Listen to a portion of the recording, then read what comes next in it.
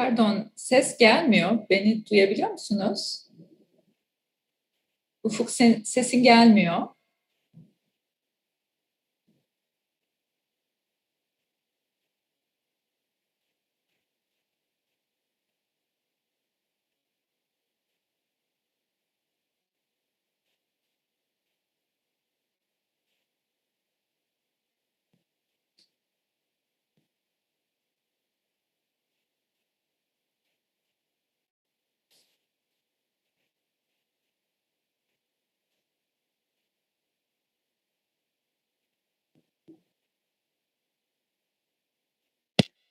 Şimdi geliyor mu? Geliyor. Geliyor, evet. So it was because of the microphone. Okay, so sorry for the late start.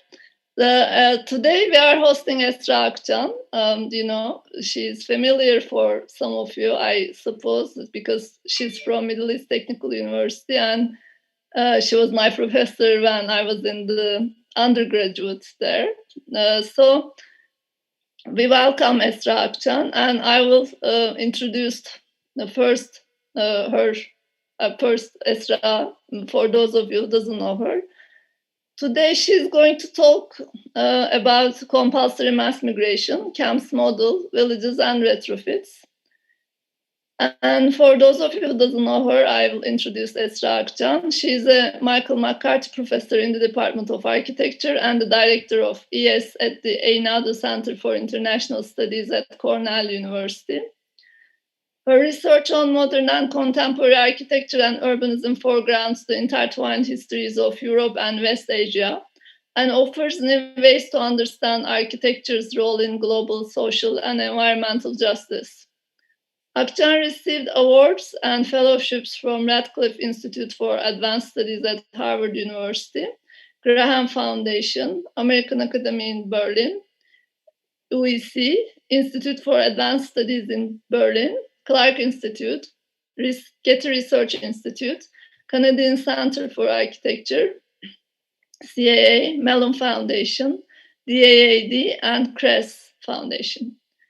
She's the author of Landfill Istanbul, Architecture in Translation, Turkey, Modern Architectures in History, Open Architecture, Migration, Citizenships, and Urban Renewal of Berlin-Kreuzberg. Her upcoming books are Building in Exile, Abolish Human Bands, and Right to Heal. We welcome Esra Akcan. Floor is yours. Thank you so much for inviting me. Çok teşekkür ederim. Önce ekranımı bir paylaşayım. Ekranı görebiliyor musunuz?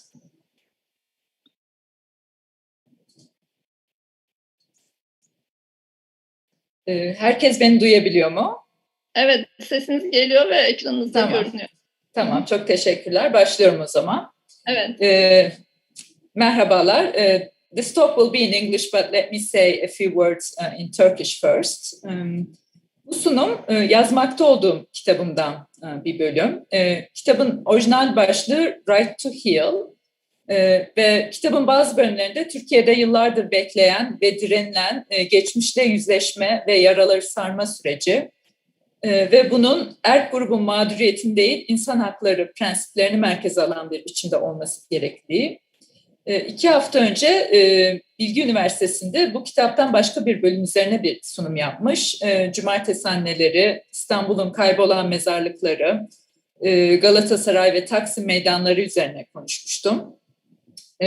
Bugün vereceğim bölüm başka bir travma, yüzleşme ve olası iyileşme süreci hakkında. Ama bilgi konuşması dinleyenler de bazı süreklilikleri fark edecektir. Ben size Cornell Üniversitesi'nden bağlanıyorum.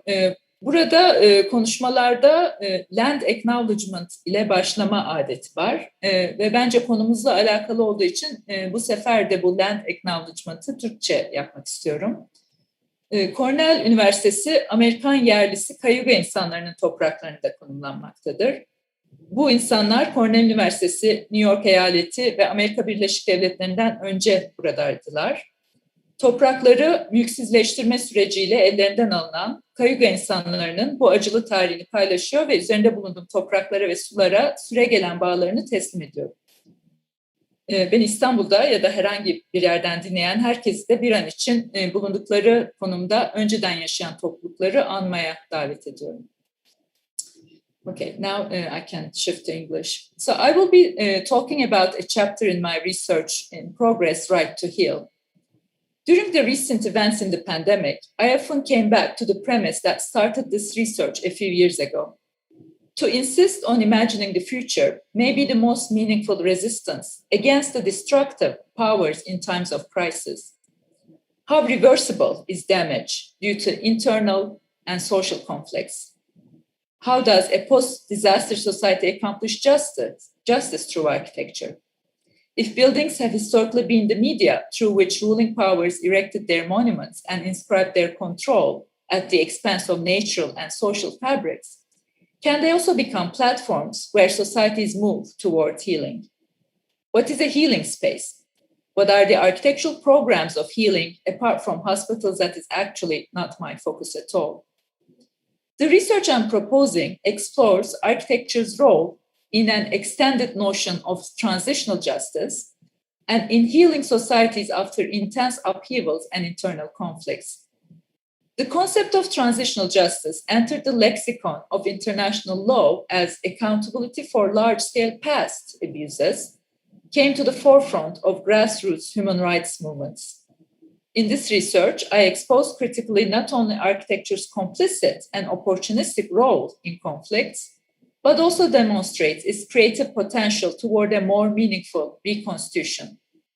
Rather than a tall order for post-traumatic societies, the book's title, Right to Heal, is meant to criticize architectural practices that perpetuate crisis and to contrast them to examples that envision social, global, and environmental justice.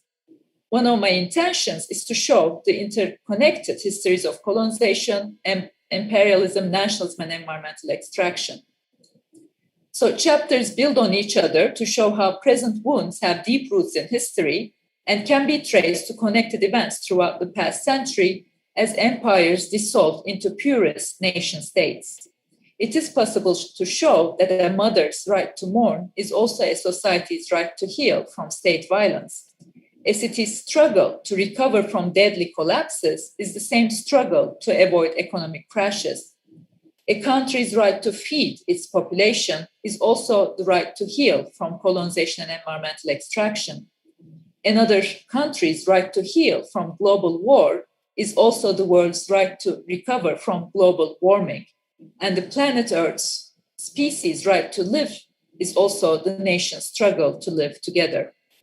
So this lecture explores architectural programs of reparation by defining a healing space as one where political harm is confronted. So let me start the content of the lecture. To the list of world-changing events that took place this year, another one was added on July 24, when the 15th century-old Hagia Sophia, originally built as a church and converted into a mosque in 1453 and a museum in 1934, was reconverted into a mosque.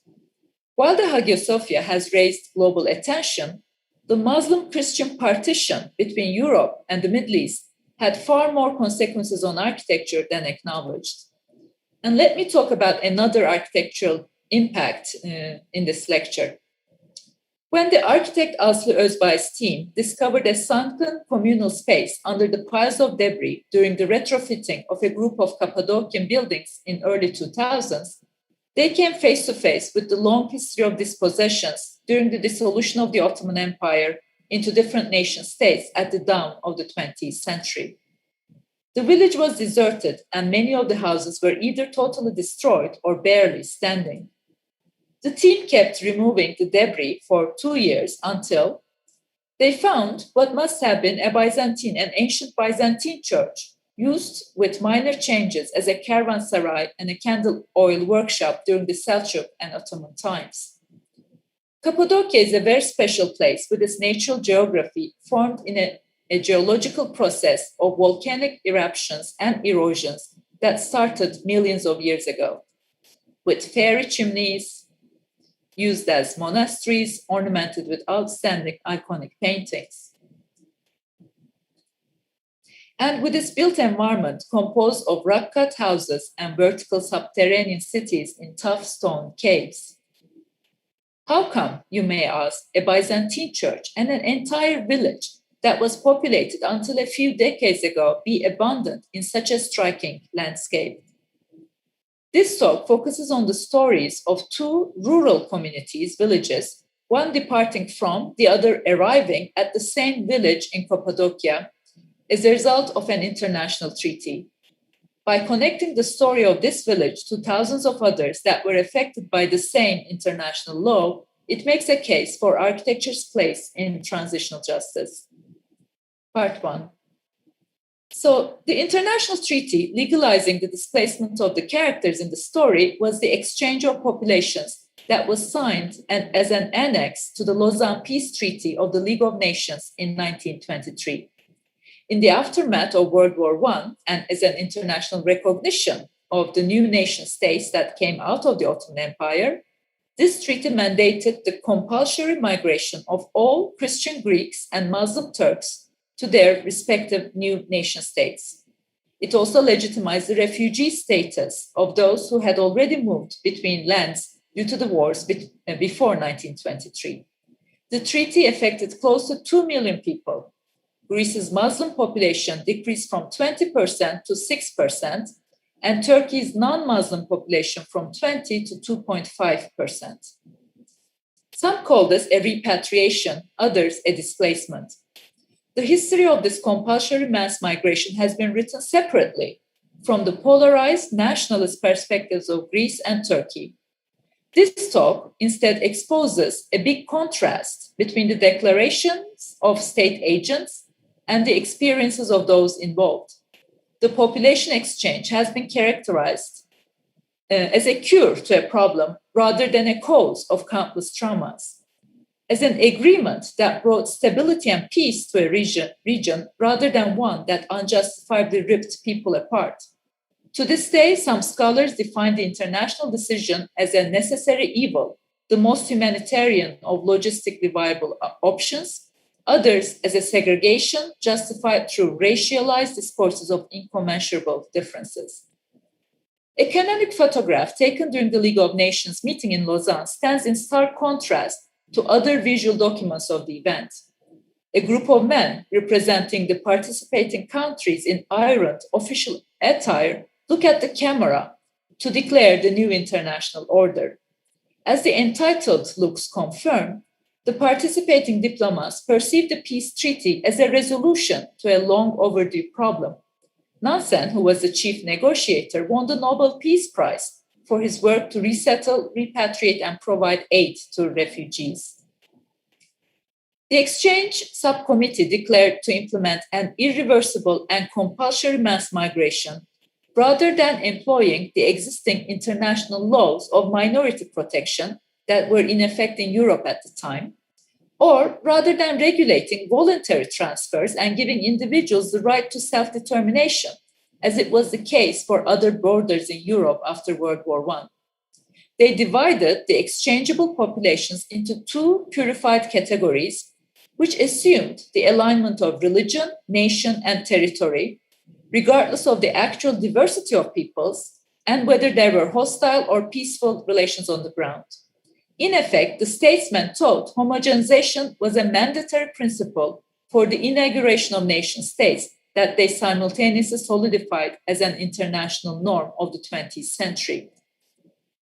The contradiction must have escaped them that compulsory transfers such as slave trades had made much of the world's history, but they were supposed to have become violations of international law with modernity. The Lausanne Treaty served as the legal formalization of a modern forced mass displacement of unprecedented magnitude regulated by international law itself. So the event crystallized the border between Greece and Turkey, which today stands as the border between European Union and non-EU countries that current refugees risk their lives to cross. It also served as a model for others, such as the partition of India and Pakistan and the UN partition plan for Palestine in 1947. In the lexicon of the United Nations, transitional justice means obliging accountability for human rights violations by mobilizing international law. But these cases call for healing from both state violence and international law viciousness. Even though I'm not suggesting to conflate these three partitions together that have very specific histories, I hope the lecture will nonetheless give some methodological insights that can be relevant for all. Surely, this was not the first time people voluntarily or involuntarily migrated in this region. As a matter of fact, the Ottoman Empire managed a territory that cut across one of the 5 major nomadic areas of the world and resettled communities for centuries. The early Ottoman state structure from 11th to 14th centuries integrated the nomadic tribes to help with the movement of goods. Migration was always a policy in settling the newly acquired territories, either as a form of punishment or an incentive. The superimposition of long-distance migrations onto local movements created a highly fluid social environment where it became difficult to distinguish between arriving, staying, and departing tribes or sedentary household. This was a quotation. So, against this background of centuries-long migrations and hybridizations, Lord Curzon, who coordinated the Lausanne Conference, defined the 1923 exchange as the unmixing of peoples.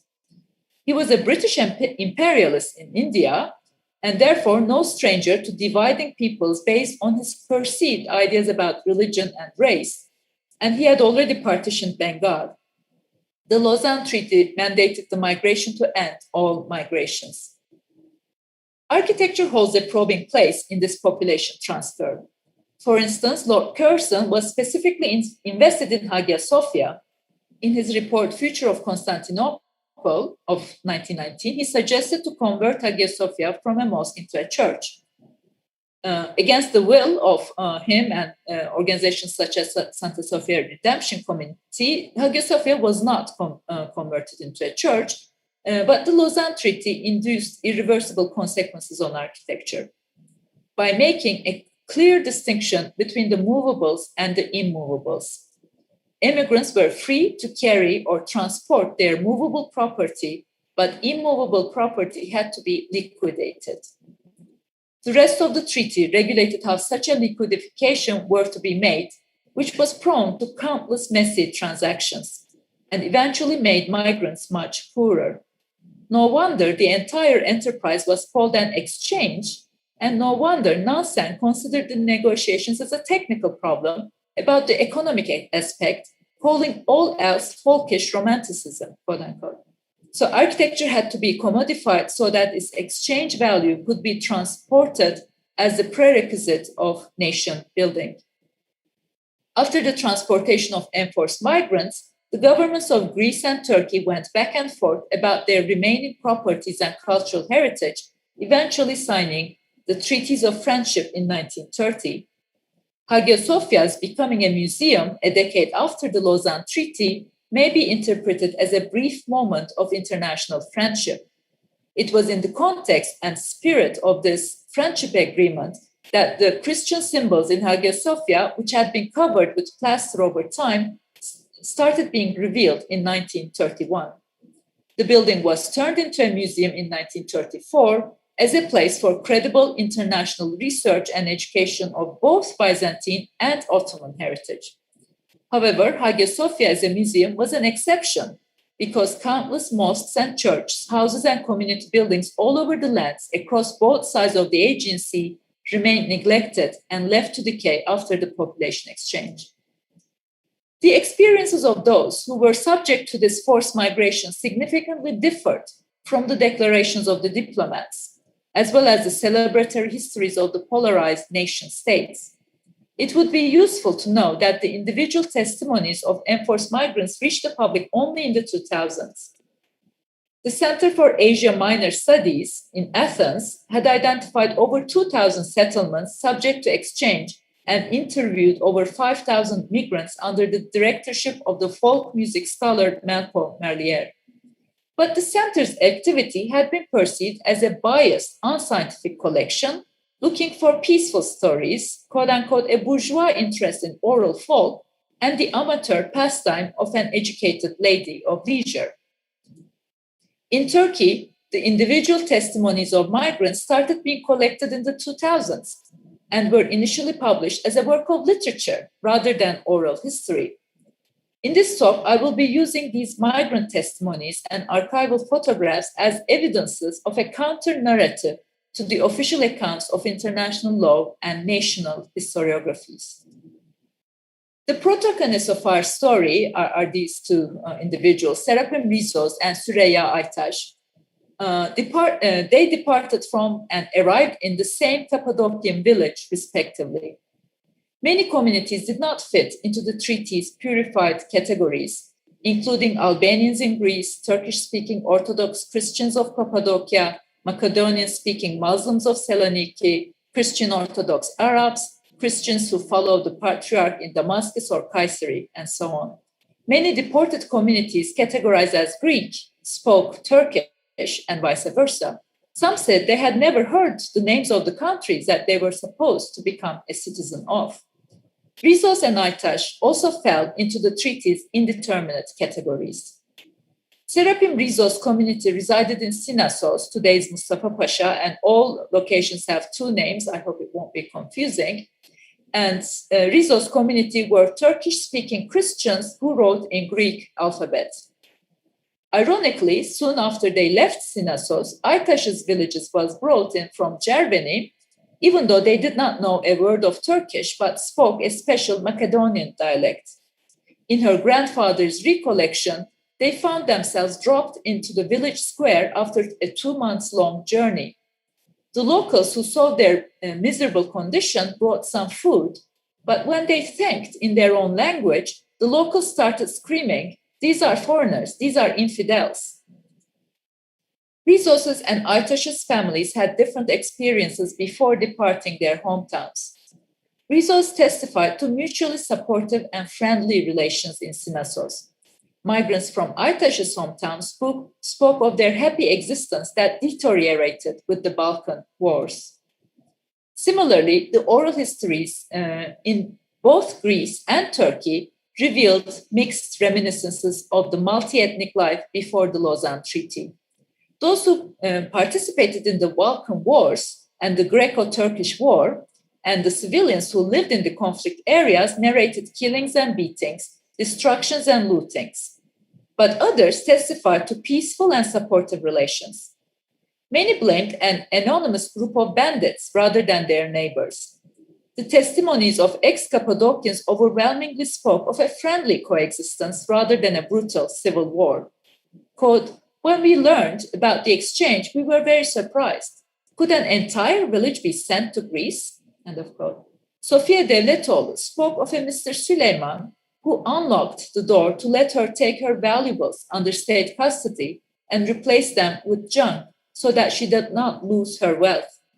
Such stories remind us of the importance of the mid-level bureaucrats who showed some resistance rather than absolute obedience to state's orders, and who could avoid the banality of evil, to evoke Hannah Arendt's explanation of the spread of fascism.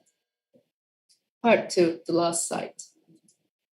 So just before his forced migration in 1924, Rizos decided to make a photo album of the buildings that were defined as immovables in the exchange treaty. Cappadocia is a very special place, and who can blame Rizos for wanting to capture the images of his town one last time? Not owning a camera himself, he asked the wealthier Pandazidis' sons from the neighboring village of Prokopi or Ürgüp for help, and they photographed the surrounding villages in June and July. As he was speaking of the dwellings and chapels carved into the geological formations, Rizos wrote, "They were veritable fortresses cut in enormous sandstone rocks. You went into a large rock-cut cavern. At the far end, you made out other doorways. High up on the ceiling, you saw another hall, which communicated with another chain of hideouts." Rizos narrated his own house. I'm quoting from him. "The greater part of my family house was hewn from an enormous rock. The rock was 50 meters high." Then he went on telling every single detail. I will show the images from the photo album as I'm speaking. Acknowledging the delicate craftsmanship, Rizos continued. The hewing of the bathroom is so fine and beautiful that it immediately draws your attention and you realize that it was the work of an artisan devoted to his job. You think it was a work of art that it has been carved, end of quote. So the Sinassos photo album as the last sight before deportation is unique in the visual catalogue of the exchange. However, there are ample descriptions of migrants' final looks. Those who traveled backwards in the car in order to see the last tip of the minaret disappear. Those who put the luggage on the ground to have a good look and waved goodbye with their hats. Or those who watched the land from the ship until it became the flat horizon. Takadopoulos was the last Greek to leave Sinassos. On October 2, 1924, he sent a telegram to Istanbul. Today, the last of us who remained in Sinassos are also leaving. Sinassos, my dearest homeland, I address you my last goodbye. The photographs in Rizos' Sinassos album stand in stark contrast to the disciplinary photographs of the state institutions that were established to oversee the massive management challenge of dislocation, transportation, temporary accommodation, and relocation of hundreds and thousands of people with their belongings and animals. The migration officers made systematic collections of photographs and produced IDs using the camera to register, regulate, and control human bodies. Military and commercial ships carried the migrants between Greece and Turkey. Photographs taken in port cities and ships that show masses of bodies being regulated between lands are in sharp contrast to the ones that came out of the slick spaces in Lausanne, but they do not necessarily serve a different purpose. They imply the magnitude of the event and its technical difficulty, but do not necessarily portray the deaths and the loss of property. They must have been intended to present the exchange as a solution to a problem, a necessity, a repatriation carrying masses to their new healing homes after conflict and a tough journey. But photographs always have the power to subvert their captions and the intentions of their commissioners. When the camera zooms into the faces among the masses of bodies, the resulting photographs show trauma and anger rather than enthusiasm for a peaceful and stable life with fellow nationals. They indeed put a human face to international law and nation formation. Years later, migrant testimonies filled in the gaps in these photographs and officially written accounts. In addition to the last sight before deportation, the transportation made an irreversible mark in practically every migrant's memory. For instance, Rizos' neighbors of Prokopi or Ürgüp walked on foot to Ulukışla, took the train to Mersin and the ship to KRESS in a journey that lasted for a month. After staying in quarantine for days, they lived in tents between 1925 and 27, when 60 of them died out of malaria, to be eventually relocated in New Prokopi. Artaş's family left Germany for Saloniki in July 1924 and spent 35 days on sea in 2 different ships while being transported to Mersin, from where they were taken first to Ulukışla, then to Niğde, then to Ürgüp, before walking to Mustafa Pasha or Sinassos. They started as 480 people, but lost 120 to epidemics on the way. Flu, tuberculosis, and malaria were the common epidemics during the exchange, killing at least 20% of the migrants, according to the League of Nations report. The real numbers must be higher. Almost everyone remembers that the dead bodies were thrown into the sea during transportation. Parents hid their children's death until they could not hide the smell, and one mother jumped into the sea with her deceased baby. The fiction writers have been particularly moved with this image and written stories about migrants who kept looking for lands where the fish did not eat dead babies. Part 3. So usually there's a two-phase architectural response to disasters that produce a shock effect in communities. First, there's the emergency relief space in the acute phase, such as medical treatment and mass quarantine locations or temporary shelters after displacement. Sometimes this phase is so long that it confines entire generations to a state of emergency. Second, there is presumably the permanent solution, purporting to turn life to the new normal, many of which have fallen short of making true reforms and have constructed inequalities and discriminations. As a result of the arrival of approximately 1.2 million exchanged individuals, 1 in every 4 people in Greece was an immigrant waiting for resettlement. Turkey had received immigrants from other lands as well during and after the war, as a result of which an estimated 1.5 million people were homeless.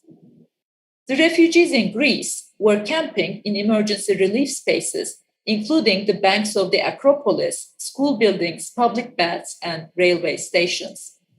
Of all the existing public spaces that were appropriated for the crisis, the Athens Opera House was the most striking, where each family camped in one of the theater boxes. Additionally, makeshift sheds were constructed around Athens, which later became permanent neighborhoods. Period photographs confirm that shelters were initially constructed from fragile materials such as cloth tents and tin roofs. They were built with ad hoc street patterns that organized their community relations rather than on grid plans that characterize official camps. Soon after, wooden construction replaced the huts and tents when refugee aid supplied more permanent materials. Arrival zones around Athens, such as Kayseriani, was initially built in an informal way as a refugee relief space, but then grew into a large neighborhood with many urban functions, even though it preserved its settlement pattern well into the 1960s. Or other neighborhoods such as Nea Smyrna initially emerged with 1 to 2 story sparsely placed houses, but then flourished into a wealthy neighborhood. Eventually, 350,000 migrants settled in Athens, almost doubling the city's population. As a result of the separation of town planning and refugee settlement offices due to the urgency and magnitude of the housing shortage, the city of Athens put existing master plans on hold and allocated areas reserved for public health and green to refugee zones. According to one critic, the result was uncoordinated and unsustainable. The aspirations to produce urban plans with a reformist approach were never fulfilled. The modern Greek city was thus turned into a homeowners' refugee settlement, which scars the Greek landscape up to the present day. So, specifically tasked with permanent settlement and the integration of migrants into the production chain, the RSC prioritized agricultural settlements. Rizos community of Sinassos was among those settled in rural lands. They named the village Nea, or New Sinassos, in 1940, just like many other towns and urban neighborhoods in today's Greece that are named in reference to the departure place of migrants. In Turkey, on the other side of the agency, arriving migrants were temporarily accommodated in hostels. If one were to assume the successful application of a 17-point hostel regulation, each family had its own private space, everyone slept on beds and nobody on wood or earth. All rooms were heated, lit, secured, and in healthy conditions. There was running water and sanitary staff, a doctor waited in large hostels, and a gendarme was on duty if necessary. However, records on the ground painted a much grimmer picture, reporting on migrants being dragged from place to place before getting settled in their permanent places, families being separated and sent to wrong towns, and some giving up their rights to housing and compensation out of despair. All over the land in both countries, immigrants were settled in houses vacated by emigrants. In Aytaş's village in Greece, for instance, the two exchange populations overlapped due to the gap between the departure and arrival times. In an interstitious time, as a hybrid solution between temporary and permanent housing, her grandparents' generation shared their houses with Greeks arriving from Turkey for 6 months.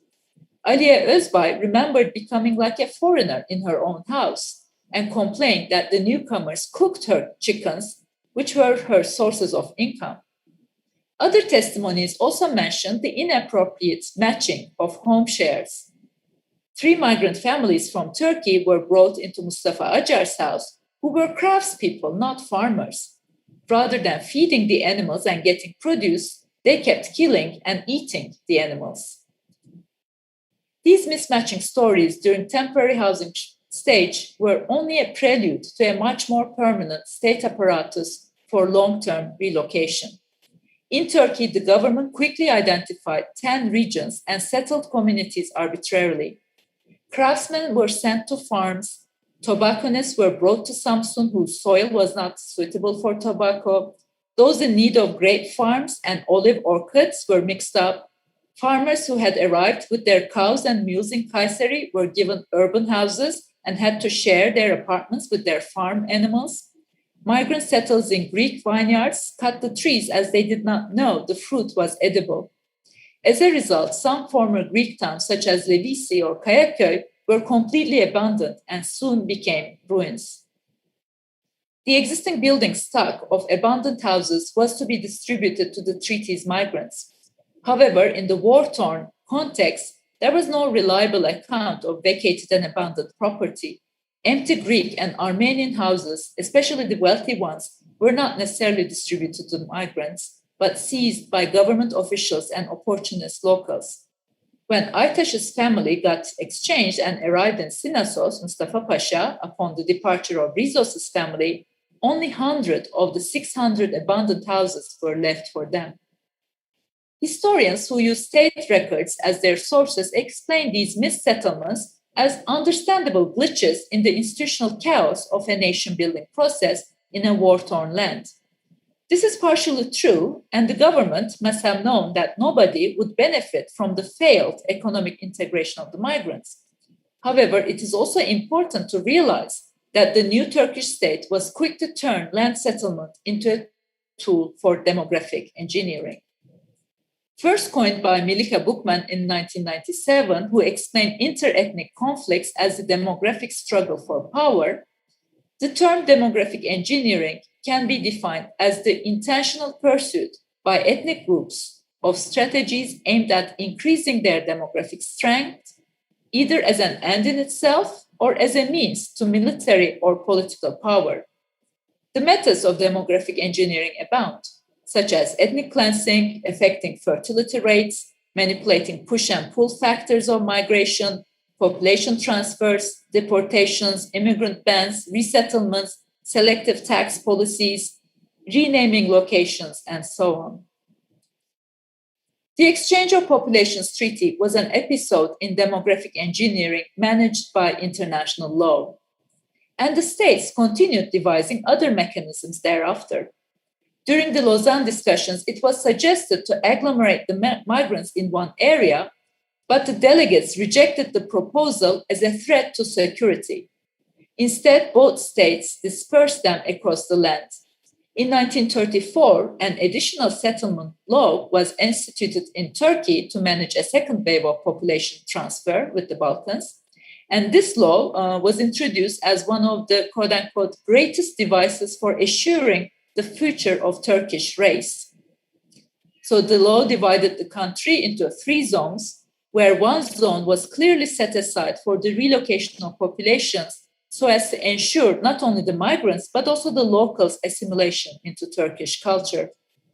The Kurdish majority zones in East Anatolia were particular targets, and some Balkan migrants were located there. In summary, the state extended the demographic engineering mechanism that were put in place with an international treaty and turned the expulsion of Greeks from Anatolia into one of the many state apparatuses of Turkification. On the other side of the agency, in Greece, the exchange treaty amplified rather than put an end to ethnocentrism. As a result of the exchange, the Muslim population in many Greek cities dropped from 70 to 0%. The migration bureaucrats functioned with racial categories that planted seeds of discrimination within the new society. With stereotypical tropes of Western Orientalism that looked down on migrants, the RSC president, Morgenthau, described the arrival of people from Turkey as follows, quote, "The streets of Athens were transformed by a strange dialectics and outlandish peasant costumes from interior Asia Minor. Misery is always picturesque, end of quote. A 1926 League of Nations report categorized the migrants arriving in Greece based on their departure places with striking stereotypes, even though it insisted on their racial purity. Quote, among those brothers by race, there is a complete identity, but having lived in different countries and districts, they differ in character, temperament, and mentality. According to this report, those arriving from inner Anatolia, who were living in the midst of Turks and Kurds, had characteristics of Asiatic peoples, being backward, submissive, and timid. Cappadocians were serious, reflective, hardworking, and energetic, and so on, quote unquote, of course. So these stereotypes had long-lasting reverberations, as neighborhoods were discriminated along class and ethnicity lines. The authors of the international report must have missed the contradiction that they divided a group of people into separate essentialist categories, which they were eager to identify as one race that needed to be unmixed from other races. The League of Nations report exposed the incongruity of the entire exchange enterprise that was instituted by the League itself. Part 4. There was also the question of the physical site and architectural design of the planned settlements, both urban and rural. The uniformity of state solutions in both countries and their similarity to each other is indeed striking. For example, Risos's community left the extraordinary natural and built Cappadocian landscape of Sinassos and was settled in New Sinassos, where families were placed in standardized and rectangular houses on a gridiron site plan. The orderly and parallel streets were supposed to reflect rational and efficient site planning principles. This is Serapim Risos's own house before and after he was deported. Similarly, the town of Risos's photographer friends was settled in New Prokopi in state-built village houses that confirmed their increasing poverty. There were no exceptions. In Greece, the RSC employed a gridiron site plan and devised standardized units for both rural and urban typical houses to be repeated all across the country. These houses were characterized with their uniformity, which to some was an implementation of the modernist housing principles toward public health, hygiene, and social equality. This is Yerania, the last RSC-built housing in Athens, with a standardized plan constructed with uniform prefabricated structures. In Turkey, the Ministry of Exchange, Reconstruction and Resettlement also produced typical village projects on a gridiron site plan that were only the Garden City of National Bank employees in Athens was designed by the architect Zumbolides, who was actually an immigrant from Sinassos and a close friend of Rizos. Advertised as a garden city in the periphery of the town, it promised fresh air, open space, healthy housing in generous plots of green. Another exception was Nea Philadelphia, built by the migrants themselves as freestanding two-story single-family houses with verandas and balconies. The only memorial to the population exchange stands in one of its urban junctions. Both settlements' radial street system creates surprising vistas and green lines, just like in early Garden City. Only in the 1950s, the urban migrant housing was integrated into the public housing. A number of settlements were constructed with multifamily building blocks that participated in public housing designs around Europe. In Turkey, architects had a uniquely direct access to these international collective housing debates because the key names of modern housing theory and practice had escaped from Nazism and were exiled in Turkey, including Taut and Wagner from the Berlin Public Housing Program. Margareta Schutelowski from the Frankfurt Public Housing Program and the designer of the Frankfurt Kitchen designed typical village school plans in Turkey during this time. Some architects produced paper projects about ideal villages and model rural houses. Behçet Ünsal and Burhan Arif repeated the gridiron settlement plans, but with much more emphasis on larger farmlands and public buildings. Kazım Dirlik and Abidin Mortaş suggested non-ordinary schemes. The former turned the Garden City diagram into a circular city. The latter suggested L-shaped houses circling large courtyards. However, it was too little, too late. These projects did not move beyond the narrow circles of the profession. More importantly, architects folded the issue of model villages and affordable houses into their nationalist and often paternalistic concerns about teaching the masses how to become modern and Turkish. One would look in vain for projects or essays that confront the trauma of compulsory mass population transfer. Turning a blind eye to the migrants' right to heal, the national authorities and international community behaved content with the results at the time. Here you see two propaganda from both countries. Did the repatriation claims of Lausanne Treaty heal the conflict, and did architecture help, even if we assume that it partially could?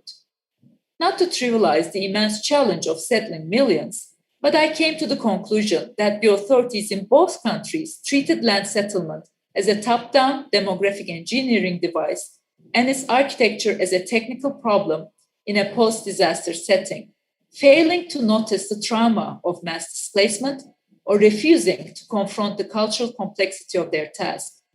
The standardized and typified housing units placed in equally homogenized gridiron settlement plans were meant to serve the Turkification and Hellenization policies of their respective governments. Both countries drew from the debate over standardization and industrialization that was becoming a universalizing phenomenon at the time. As a result, ironically, housing types in both countries were almost the same with each other, regardless of the climatic or historical differences, and despite the fact that their residents were separated and dislocated because of a conviction about the untranslatability of their cultures. It is very doubtful that the compulsory population transfer improved the quality of life for a majority of immigrants. The Cappadocians had left extraordinary environments to be resettled in standardized housing. In their testimonies, many of them complained about their new houses and increased poverty. Even though they came into much wealthier houses, Aytaş's family was initially alienated with Sinasos or Mustafa Pasha. Many immigrants who came to Cappadocia from Greece were surprised at the flat roofs and earth surfaces. Finally, part 5. So finally, if we turn back to our present day and to this lecture's opening scene, when Aslı Özbay's team, spearheaded by Turgut Cansever initially, when they discovered a sunken communal space under the piles of debris during the retrofitting of a group of Cappadocian buildings in 2000s, they came face to face with the long history of erasures. The team was working in a village that had been deserted after being identified as a disaster zone due to the threat of failing rocks. In the meantime, the Greek-Turkish conflict had periodically re-emerged, and countless buildings and settlements all over the lands after the population exchange had remained neglected.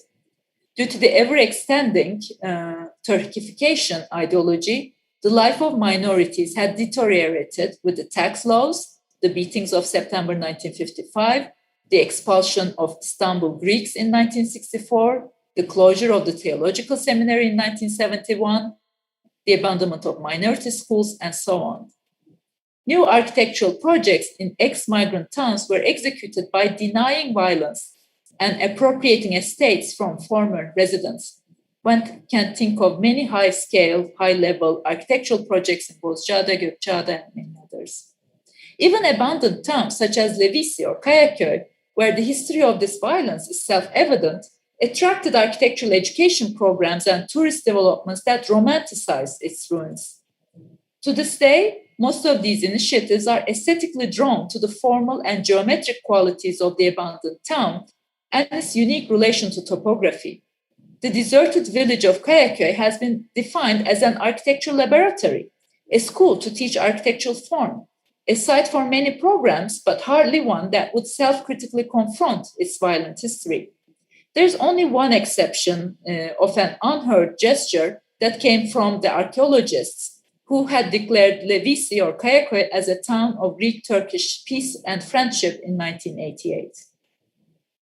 In this context, and in the context of usual global practice, where architects drop into their building sites in order to fulfill their clients' demands without any acknowledgement of the historical violence, I would like to suggest that Aslı Özbay's practice stands out as another exception. After working as an architect and serving at top posts in the Chamber of Architects in the capital city of Ankara, she decided to move and live permanently in Cappadocia in order to sustain a much closer and slower look at her context. Özbay and Baran İdil prepared the Conservation Public Works Plan for Mustafa Pasha, Sinasos, in 2004. A survey of slowly deteriorating houses exposed that the village was under threat, just like other abandoned towns. The architects extended the heritage site from the well-known tourist destinations of geological formations to the village itself, and thereby added the existing vernacular houses and new construction under the purview of a preservation committee. Following this plan, Özbay and our protagonist Aytaç, namely an architect and a migrant resident, co-organized a workshop and prepared a brochure, What We Need to Know to Preserve Mustafa Pasha, in 2006, that they distributed to local inhabitants. The brochure emphasized the importance of local participation and outlined the preservation process step by step. Using a photograph from Rizos's 1924 Sinasos album to show the village's non-ruined state, the two women promoted taking accountability for the population exchange by preserving and repurposing the cultural heritage of the deported populations. They identified the do's and don'ts, plausible retrofit programs, low budget, and technically applicable means.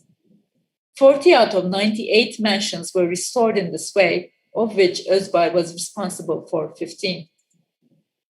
Additionally, they collaborated with the civil society organizations in organizing programs such as the Common Cultural Heritage that hosted 2 conferences and 2 exhibitions on the Greek-Turkish population exchange in Mustafa Pasha and Krete, respectively. A team of authors, NGOs, art historians, and architects from Greece and Turkey shared their historical research, went sightseeing to see the demolished buildings, and discussed possible action items. They issued a declaration to study, protect, and restore what they now called common cultural heritage. Unlike the conventional archaeological and cultural heritage discourses that look down on locals as uneducated masses who obstruct scientific excavations and heritage protection, Özbay and Aytaç's initiative was a bottom-up conservation project that involved both professional architects and local population. Preserving and reconstructing the vernacular buildings of expelled populations is an important step in confronting the historical violence of forced migration, as long as you are clear about it. In the official nationalist histories of the population exchange, the focus was on the lost homeland and arriving nationals, but not on departing neighbors or lost sense of living together. Even in the most progressive reunions under the half-hearted transitional justice measures of 2000s, the authors defined the exchange as a painful but unavoidable wound, injury, which could be healed only with time, as if coexistence was unthinkable. However, the 1923 Exchange Treaty did not only take away their hometowns from the deported migrants, it also eliminated the possibility of a cosmopolitan existence, both for the migrants who departed and the locals who were left behind. There are ample stories in migrant testimonies all across the lands about the desire to go back to see their old houses for one last time, which was not possible in the early years due to travel bans. Some migrants discreetly traveled back. Others looked down at their villages from a hill but were never able to walk down. Others got frozen at the doorstep and carried a bag of soil or a bottle of water back to their homeland, back to their new houses. To our knowledge, Rizos could never come back to Sinasos, but his old house is now turned into a hotel. Aytaç also turned her house into a small hotel and appropriated part of it as a house museum, where she exhibits the belongings, photographs, and documents that her family brought from Greece, namely things that the Lausanne Treaty had categorized as movables. Among the most common repurposing programs in the region, hotels take the first rank. But tourism is a double-edged sword. It is an important source of revenue for the region, perhaps the only economic means for Mustafa Pasha to fight its poverty. But it is also prone to destroying the physical and social landscape. In this context, I think Özbay's architectural practice tries to offer an alternative because she participates in tourism industry, but still holds a critical distance with her uncompromised approach to architectural retrofitting. Her conservation plan struggles for sustainable and local rather than investors' tourism. In addition to her work in Sinasos or Mustafa Pasha, the retrofitting of Üçhisar building on a neighboring slope is also worth looking at. Özbay's practice differs from the chain hotels located in modern parts of the Cappadocian cities, whose owners organize daily tours to tourist destinations and thereby turn volcanic tough stone buildings into a deserted relic. Her practice also differs from the Club Med, that was the first hotel adopting the volcanic structures of the landscape in Cappadocia. Despite the creative appropriation of the aesthetics of the environment in the interior decoration, this Club Med hotel carved a large, linear, imposing block into the geological formations. Some new versions of the same approach are even more concerning. Instead, Özbay makes a point by constantly refraining from creating auto-scale buildings. Her retrofitting process involves two stages: the reconstruction of the ruined vernacular houses on the ground and the recovery of the subterranean caves that were used during Byzantine times and that are discovered during reconstruction. Özbay team rely on a photograph taken before the town's abandonment, just like in Rizzo's photos album. The team has renovated the existing buildings and added new designs into the decayed fabric in a piecemeal fashion in 9 phases over a course of 20 years. Unlike conventional restoration projects that imitate the past mot a mot, as if history has not left aging marks or destroyed these buildings, they take a freer transformative approach in the design of surfaces and building elements. The recovery of the subterranean caves requires months of careful removal of debris that had been piled up since the village's abandonment. In addition to the Byzantine church that they retrofitted as an event space, they also discovered a subterranean water cistern that they repurposed as a cellar and a monk cemetery as an event space, and another candle oil workshop that they turned into a museum. Özbay finds architects' role to be quite foundational for the healing process. She says, quote, "This is not an archaeological site. It's an area with rock-cut cave dwellings that were still used and changed till 50 years ago. As architects who unearthed these spaces that were turned into trash dumping areas in the 20th century, we are the ones who see them first, draw them first, and research their possible functions for the first time. Our profession is responsible for preserving sensitively and understanding what we find and sharing them with historians and social scientists." End of quote. So the unique nature of this environment also necessitated the simultaneous innovation of drawing techniques, surveying methods, and construction tools. The reconstruction process also served for the education of a new tough stone mason generation and the revival of a craft.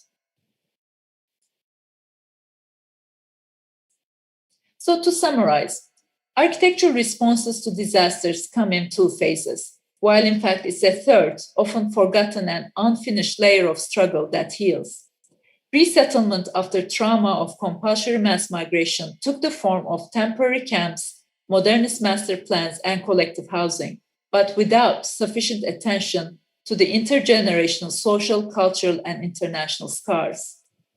After such a shock that also caused epidemics, deaths, abandonment, and slow destruction of cultural heritage, there should have been a more complex and nuanced phase of disaster response in order to identify and critically confront the cause of disaster. This lecture argued that the real cause of this crisis was not necessarily the tough transportation conditions, epidemics, state of emergency, temporary settlements, or environmental threats such as falling rocks in Cappadocia. The real cause of disaster was ethnocentrism and nationalism, and the international treaty that strengthened the socially constructed racial identities as an international norm, all of which still stands as scars that need healing through retrospective transitional justice. In conclusion, the partitions and mass migrations between Turkey and Greece, or say India and Pakistan, might seem exceptional due to their scales, but in fact, discrimination, dispossession, and migration are long-standing, omnipresent, and connected phenomena that reproduce each other. They need our attention also because the future is prone to their multiple effects. 21st century will be the century of migrations as a result of serious global challenges of our time, including climate change and political unrest. But the current international laws and global ethics fall well short to face up to this challenge. Rather than rethinking the border systems that block migrations, the world authorities are reacting to this challenge with anti-immigrant and nationalist policies. Moreover, the current world authorities are moving away rather than toward transitional justice. If I remind my introductory example, Hagia Sophia as a museum could have been made a symbol of accountability and reconciliation in the face of historical violence. It could have been an invitation to perpetual peace, so that no religion erases imperially the other with military power, and so that no nation state or international committee displaces people from their lands involuntarily. This was a unique potential that is now lost with its conversion into a mosque. Architecture may have a part to play in transitional justice challenge. In this lecture, I brought your attention both to technocratic refugee camps, model villages, and modern houses that turned a blind eye to violence, and to a slow architectural practice that acts on land settlement, site surveys, and retrofitting as platforms of accountability and reparation. Thank you.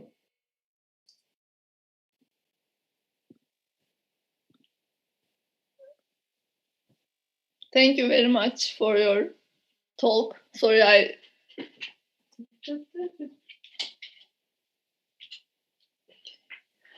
Sorry, it's too dark on my side, but thank you very much again for this great talk. As I told you, I'm currently in Cappadocia, and I'm very much moved by the story that you told.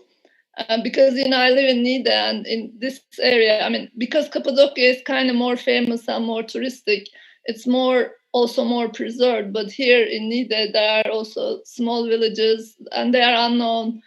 And there are a lot of churches, and there are houses which are already being destroyed by new constructions, and it looks kind of sad to me. Whenever I kind of travel around, and I try to record them, but that's the only thing I feel like I can do. But so it was like moved me a lot, your story.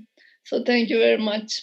Thank you very much. Yeah, I concentrated on one village, but actually there were thousands of villages across the agency in both lands. Yeah, this was only one story. Yeah, it was very moving, Yeah. So now we will have questions from the audience. So those of you who are in the Zoom, do you want to say something? Do you have any questions? I'm also looking at the YouTube.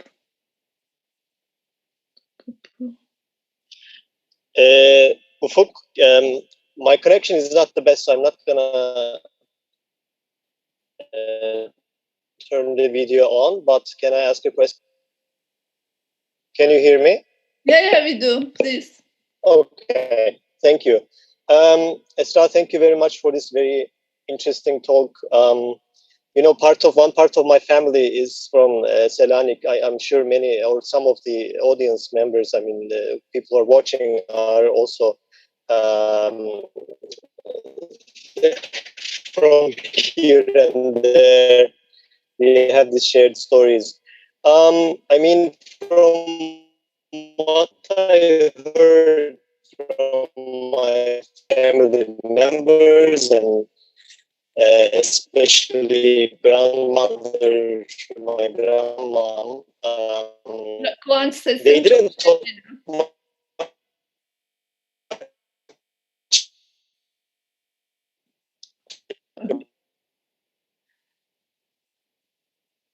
I think we lost Kıvanç. About their experiences. I think they were also trying to resettle as soon as life. Şimdi nasıl? Can you hear me? No Kıvanç, sesin gelmiyor. Çok kesik kesik geliyor. Maybe I can talk. I can ask later if someone else could ask. Evet. Chat'e de yazabilirsin belki. Evet, chat'e de yazabilirsin. Maybe I shouldn't even dare to ask. I don't know.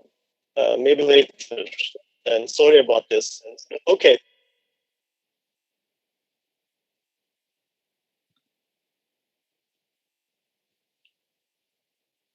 Maybe I can ask a question, if it's okay. I was wondering, thank you for the presentations, first of all. It was very comprehensive and I really enjoyed. And I was wondering, was there also a discussion for nationalism in Greece in terms of constructing the nationalist? For instance, in idealized village models, the model villages that we saw from the Turkish examples, and I also remember one from Abdullah Ziya's proposal, which in his proposal there was a mind. I think you are muted. Yes, maybe I'll share my screen. I just one. Yeah, can you hear me? So this was actually the RSC built houses in rural lands as well. I mean, you can maybe, if you can see my mouse. So they were practically very standardized. I mean, there were variations, of course, about 1 room, 2 rooms. So it was very similar to the Turkish case. So, yeah, I mean, the same thing happened in the other side of the Atlantic. And so these are the rural types. These are the urban types. And as you can see, you know, like they settled almost 600 people in the rural lands. So yes, but in terms of what you're asking about mosque versus kafiyas and so on, so there was actually, I mean, there are like 2,000 rural settlements, so it's kind of hard to generalize, but there was definitely a move towards building churches there. And the churches that looked very similar to the churches in that they left in Turkey. For instance, Prokopi, Ürgüp, that I mentioned, they carried one of their icons, like big icons. So many of there are a lot of stories with movables that as you know, were buried in the ground and they were stolen later. In Sümela, for instance, they buried their Christian icons, and then there was with the Friendship Treaty in 1931, it was suggested that the monk from Sümela would go undig them and bring them to Greece. So there were all these icons being back and forth. And maybe, I don't know if you're watching in today, burasını Türkçe söyleyeyim, bugünlerde bir hani YouTube'da Kıbrıs'taki the Prokopi, Ürgüp community could carry a very valuable icon, and they built a church for it that is very similar to the one in Ürgüp. So in the case of Greece, there was this question about building the churches as a replica, almost a replica of their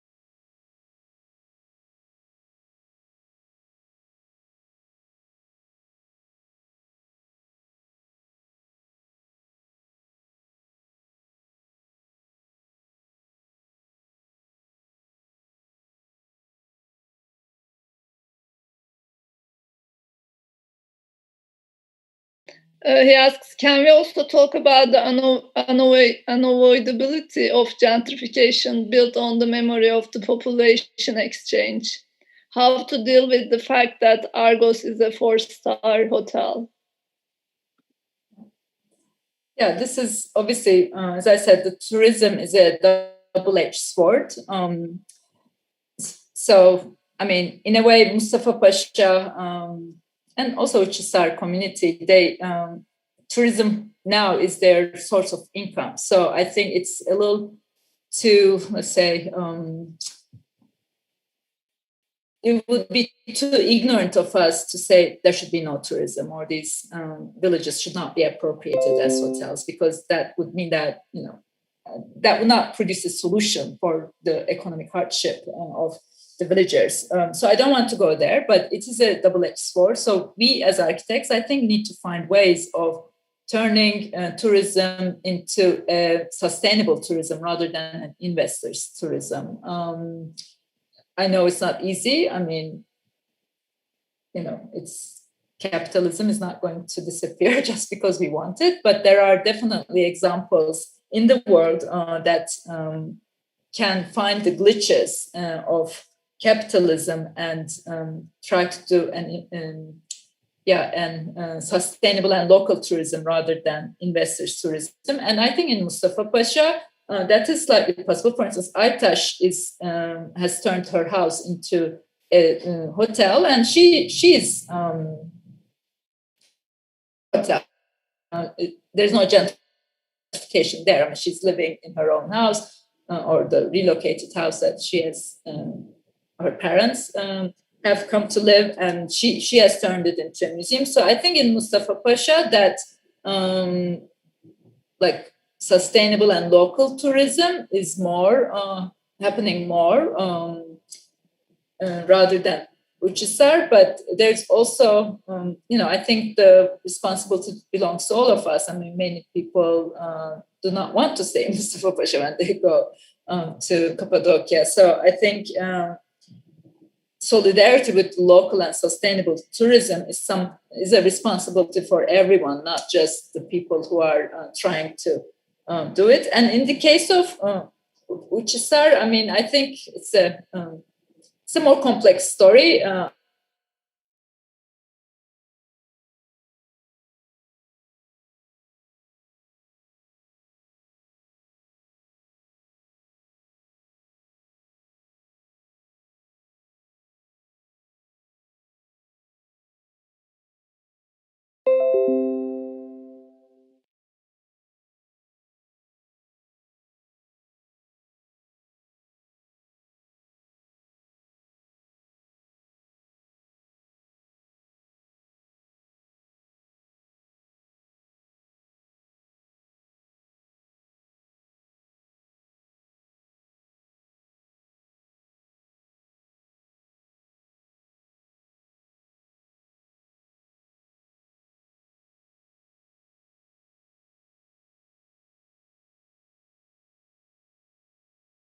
For the villages, I think it would be too easy to say tourism should not happen there, because that doesn't help the local community at all. So we have to come with ways of more sustainable local tourism.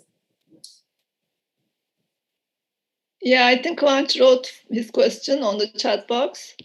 Is there a way to make this right architecturally after such a big trauma, and when people want to adjust to their lives as soon as they can, so they prefer to forget rather than dwell on their experiences? How an architectural response be of help with the healing, and what role designers can play? Yeah, I think that was my lecture. So in a way, so I showed you one example, but there are obviously many other examples. But I guess the question is also asking, isn't forgetting and leaving it behind a more plausible solution? Maybe that's what it's asking. It's because my conviction or my conclusion is that repressing it, forgetting it, not talking about it, which has been what Turkey has been doing, is not going to is not going to let the problem disappear. I mean, you can forget about it, but or you can maybe, as Turkey has done, basically or as Greece has done, make sure that every Greek leaves the country, or every non-Muslim leaves the country, which is what we have done. But while doing that, there's an intense Turkification, there's an intense homogenization, there's an intense xenophobia that is built for that Turkification process. And that, I think, comes back and haunts societies like Turkey now as societies that are extremely non-democratic, not able to coexist, and so on. So I think trying to repress and forget and all the mechanisms while doing that comes and haunts people, societies later. I mean, I can see individuals coping with the trauma, with forgetting. That is understandable, that I understand. But as societies, we just cannot. That's my conviction. That's the argument of the book, of this chapter. It would be, I think, what we have been doing so far, basically suppressing, forgetting, not taking accountability, not confronting, is not necessarily making Turkey a cosmopolitan, democratic place. On the contrary, it's building more and more homogeneous, xenophobic, non-democratic society. So I think reconciliation, democratization, transitional justice is actually, a process which starts with confronting and taking accountability of the past. So my argument is that we do need to confront and take accountability of the past in order to heal, in order to end up in reconciliation. Just doing what we have been doing so far is not going to change anything that we are criticizing ourselves now. I want to ask something related to that. Do you think those people who actually survived this, immigration, do they think of their experiences as trauma? Because maybe some of them, as you said, considered as an essential but necessary move. So, did you ever talk with? I mean, how many of how did you choose your people who talk to? So, and how did you decide? I mean, so how was your experience of talking to those people? Okay, so obviously the people who have been, maybe I'll share my screen again to remind a section of the lecture. So as I said, I use the oral histories that have been done by several institutions because it was 1923, so it's kind of hard to actually get to the actual experience now, both because so much has passed, how many years, like it's almost like 100 years have passed. So it is, I rely on the migrant stories that have been collected as oral history projects. There are, in COMPS, for instance, they collected 5,051 migrant stories. In Turkey, too, these migrant stories started being collected, or testimonies have been started being collected in the 2000s. Kemal Yalçın's Emanet Chase is very important. And ironically enough, they were initially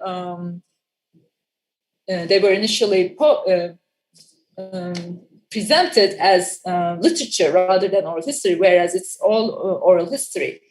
So my argument is that when you read these testimonies, my argument was that I contrast state narratives, both in Turkey and Greece, to the testimonies of those in the ground. And my argument is that there's a big contrast between the state narratives that say, we need to partition, they cannot live together. And this is the international law diplomacy as well. Partition was considered to be a solution because the argument of the nation-state builders and the diplomats was that these societies cannot live together, and so on and so forth. The same is true for India and Pakistan. And so, but when I contrast those official narratives that we have been told in our schools, that the Greece children have learned in their schools and so on, when we contrast those to the actual testimonies of the people, I see a big contrast. I think that they do consider it. I mean, no one that lives through trauma says this was a trauma for me. They say it was so hard like this. I wanted to go back and I couldn't go back. I mean, the stories that I just told you. I mean, people going back to their older village, not being able to even go into the house, but carrying a glass of soil or a glass of water back.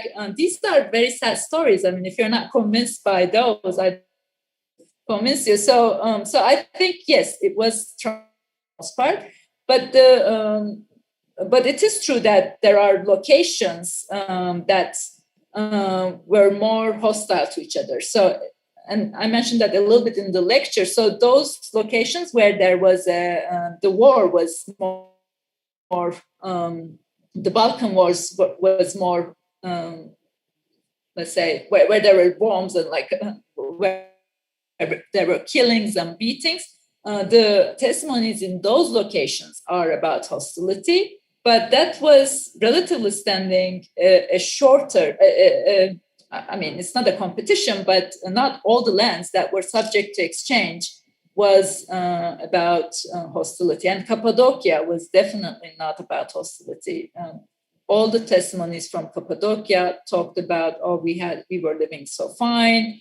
It was all about sadness and so on. So I think the answer to your question differs in relation when we compare where war was and where, the conflict areas versus the areas that did not have to go through those conflicts. And even when you're looking at the testimonies of the conflict areas, people talk about a bandit, anonymous bandit. They never say the neighbors came and looted our lands, or they never say the neighbors came and destroyed our, house, looted our property. They always blame a kind of an anonymous bandit. So when I read all those testimonies and I compare them to the state testimonies, I come to the conclusion that those on the ground had a much more different experience than those who were signing the treaty in Lausanne and those diplomats who were wearing their slick suits and signing the treaty. Yeah, I mean, your stories was definitely convincing. I was just curious if, some people may be convinced by the resmi hikaye, they might believe that they are, they had to do it, especially maybe the ones who went through this, but those who are now living in this different. That I agree. Yeah. I mean, there was a part who were in the conflict areas that wanted to do this and thought this was the solution. And the new generation, yes. I mean, definitely. I mean, we were all told the official story and we grew up with the official story. And I think many of us were convinced with the official stories. So my argument is that we have to unlearn that story when we read the actual testimonies of the people who were on the ground. Do you plan to participate in any active projects in relation to this, like any projects of, renovations or any architectural projects? Yeah, I'm happy to contribute what I can. I mean, my own, let's say, skills are not necessarily renovation, but definitely as a intellectually, yes, I'm happy. And maybe I should say one thing. During, as you may know, I mean, Turkey had this brief moment of transitional justice where there was some movement towards confronting this past, like Lausanne Mübadilleri Association. There's a Museum of Lausanne. I mean, in the 2000s, there was some move to come to terms with this past. And many of the things that I showed, for instance, the Cultural Heritage Conference and so on, all these were, I think, could take place because the state allowed it for during that transitional justice period. But now we are going actually back to non-cosmopolitan, back to a much more, let's say, closed mindset. And I mean, I've been hearing, as I was writing this, I've been hearing even increased hostility and some stereotypes being repeated, like, for instance, Ekrem İmamoğlu being told, oh, that person from Pontus. I mean, Pontus is the Black Sea region, which is the Greek names. So when someone says, oh, that person's from Pontus, in a very, like, to degrade someone as a pejorative term, they go back to the stereotypes of this Turkification and Hellenification national official history. And in Turkey, journalists being put down, saying they are from Macedonia and so on. All this actually, I think, are hints that we are moving away from confrontation and transitional justice rather than towards peace and cosmopolitan existence. Okay, I think that's all. Does anyone want to add something?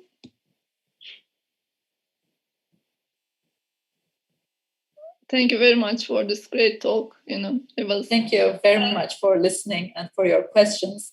Very too sad I cannot see anyone, but a few who are in the Zoom link. But I hope.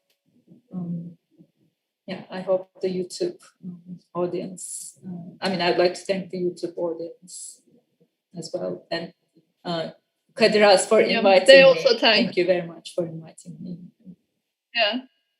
From YouTube, Zuhal Hoca and Erdem Ertan, they thank you. Thank you. Hello, Erdem and Zuhal. Yeah, thank you very much for allowing me to present this research to an audience in Istanbul. Thank you. Thank you. Thank you. Thank you. Bye. Bye. Have a good night. Bye. Have a good day. Yes. It's a day now. Yes. Yeah. Bye.